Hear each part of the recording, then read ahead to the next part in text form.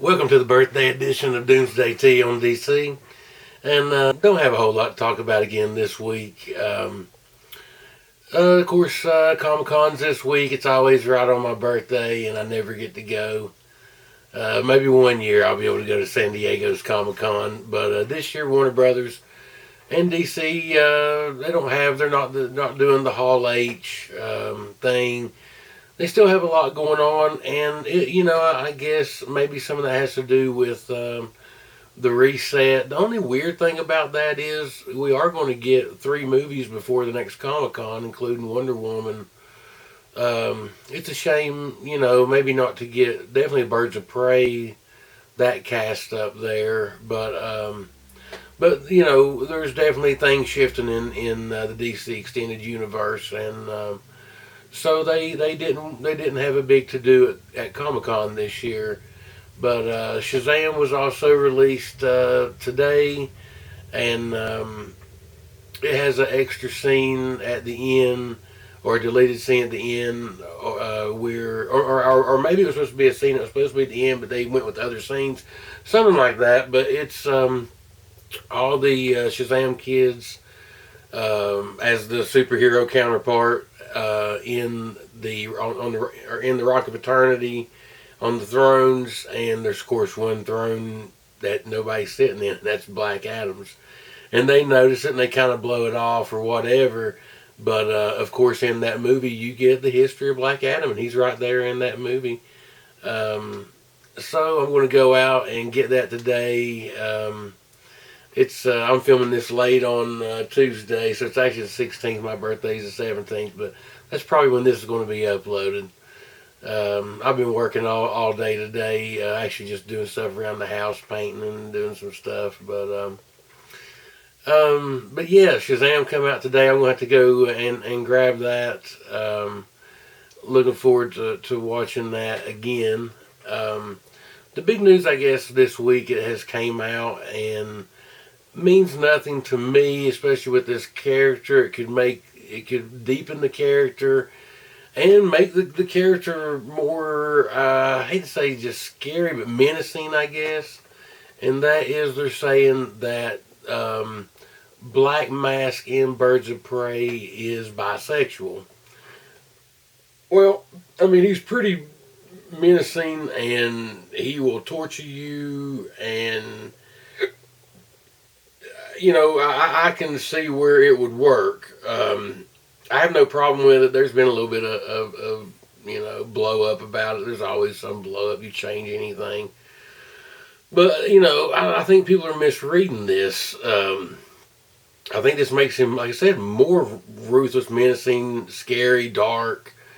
People are not reading this right. I believe, and maybe I'm wrong. Hopefully, it's not some weird. I don't see this being some social justice warrior thing. Like it ends up to be on like the Supergirl TV show and some of the TV shows. Maybe I'm wrong. If it goes that route, it's not going to. I don't think it's going to be, a good movie as it could have been. But if they do this the right way, then there's just no problem with it. Who cares? So still looking forward to that movie. Interesting thing, Todd Phillips come out this week. The other piece of news, and it's so typical of people that don't even listen to what they say, and we all do it. I do it too. But so Todd Phillips come out about the Joker movie this week, and he was like, not really following the comic book on this movie. It's an Elseworld. It's our own version of the Joker, and I think Arthur Fleck is the name that they're using. Anyway, what's funny is he had an exchange, I think, on Twitter about it, and there is no Joker origin. There is nothing in the comics for them to go by. So why wouldn't even in the Dark Knight Returns, the Nolan film? I mean, they made up a Joker origin. In the '89 Batman, they made up a Joker origin. It had never been that Joe Chill had shot Bruce Wayne's parents or whatever. That wasn't that's not canon. Um, so, anyway, there you have it on that. You know, they, like I said, he and Todd Phillips had the exchange, and you're not following the comics. It's like there is nothing to follow in the comics. You know, with Joker, there's not a lot out there. Now here lately, there's been a few things about whether he's 300 people, this and that, but some of that's Elseworlds too. You know. So anyway, just it's actually going to be, I guess, one of the first. Or the first comic book movie to premiere at the Venice Film Festival, so that's interesting. And so we're going to be getting some reviews on that, and there's definitely probably spoilers, and people are going to be seeing that movie here pretty soon, so we're going to know a little bit about it coming up. But like I said, that with Ewan McGregor and Birds of Prey, who cares? I think it just adds depth to that movie. And I've heard that Black Canary steals the show, but like maybe I think she had quit being a superhero or whatever, and now she's coming back. So what I like about that story, and they're saying that she actually steals the show too, her and McGregor, but these characters were not getting this origin story told over and over with DC. And I love that. I mean, I don't know if they're even. I guess they will refer to Black Canary what she did at first, but I mean, she's wanting to hang her tights up and not be a hero anymore, is what I understand with this movie. So I like that. I like that. Looking forward to all the movies coming out, including, of course, Wonder Woman 84 after that. So. That's pretty much the news this week. Like I said, I'm looking forward to my birthday. I'm gonna maybe try to see a baseball game around my birthday or whatever, and definitely go pick up Shazam and watch that on the way down there with the little one there and with Titus Titan. But thanks for watching my Doomsday T on DC.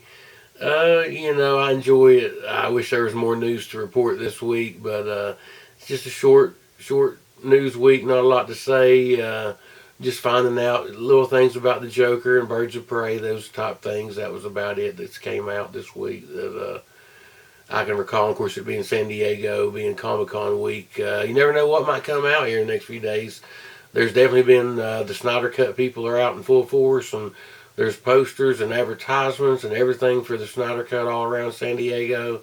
So I'm glad to hear that and keep that up. I definitely, that was another thing. I don't know if I mentioned it last week or not, but there was a thing with Cyborg, and he was at his parents' grave, and they were saying they could see him, and just another feeding the fuel. Snyder keeps feeding the fuel. He knows what he's doing. I mean, at this point, he knows what he's doing, man. We keep getting picture after picture of things that we've not saw at all that's in that movie, and it's just, I can't wait to see it, And who cares what happens from here on out? I mean, they can make another Justice League and do whatever they want to do, but give us the Snyder Cut, So I'm glad that we did get to cover that, and I'm glad I didn't forget that or whatever. But y'all be good at it, and we'll see you next week on Doomsday T on DC, and y'all have a good week. See ya.